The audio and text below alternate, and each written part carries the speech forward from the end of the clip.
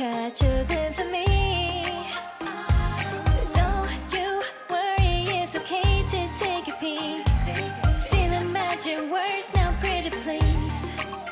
Yeah, you try to hide it, and you've gotten curious. So let your feelings out, stop playing dumb.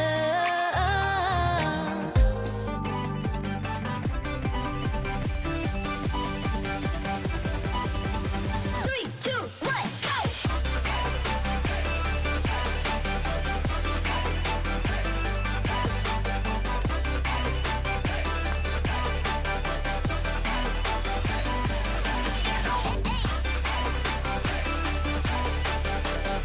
Sekitar saya coba petakan Engros, Tobati, Nafri. Tuhan sudah meletakkan hutan ini menjadi peta alam ya buat masyarakat di sini.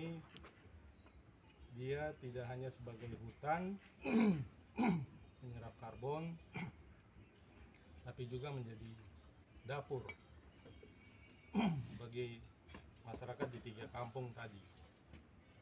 Kenapa disebut dapur?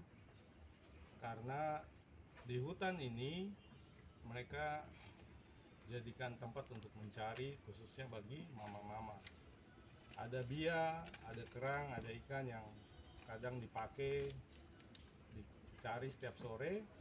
Kemudian mereka kumpulkan, masak, kalau ada lebih mereka pakai untuk jual buat biaya anak sekolah. Lalu hutan bakau menjadi penting, tidak hanya menjadi dapur, tetapi menjadi hutan yang memiliki edukasi. Jaga hutan mangrove, ada istilah yang mudah ya, one man one tree, tapi rubahlah, one man ten tree. Belajar menanam, menjadi filter, kalau tidak bisa menjadi filter bagi sampah. Kenapa? Karena hutan mangrove ini selain menjadi tempat hidup, ternyata menjadi sasaran empuk kita, masyarakat kota yang katanya intelektualitasnya lebih baik, tapi ternyata untuk membuang sampah pada tempatnya saja susah gitu. Jadi sampah-sampah di kota itu banyak yang tersangkut di akar bakau. Gitu. Yang bisa kita lakukan, kita menjadi bijak, tidak meletakkan sampah bukan pada tempatnya, karena ketika kita buang sembarang, kemungkinan hutan bakau itu yang akan, sampah itu akan nyangkut di hutan bakau. Kita bisa menanam dan ikut berkampanye di media sosial tentang bagaimana melakukan perlindungan terhadap hutan bakau, hutan spanggal, hutan kecil yang kita punya untuk masyarakat kota yang seharusnya menjadi kebanggaan dan tidak harus dialihfungsikan. Memang tekanannya hebat.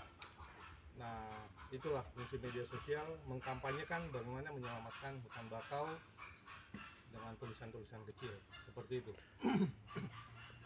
Termasuk pegiat lingkungan, pemerintah perlu konsisten terhadap aturan main. Pemerintah perlu tegas terhadap regulasi. Pemerintah perlu jeli melihat apa yang dibutuhkan masyarakat untuk memproteksi yang namanya hutan, laut, kawasan pesisir, satwa.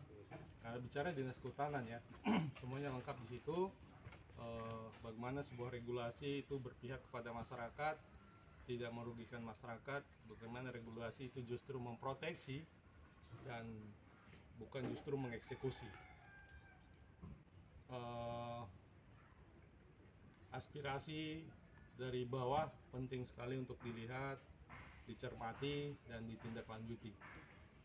Tidak hanya dikumpulkan tapi dibiarkan, tapi penting untuk didengarkan dan ditindaklanjuti. Saya kira itu.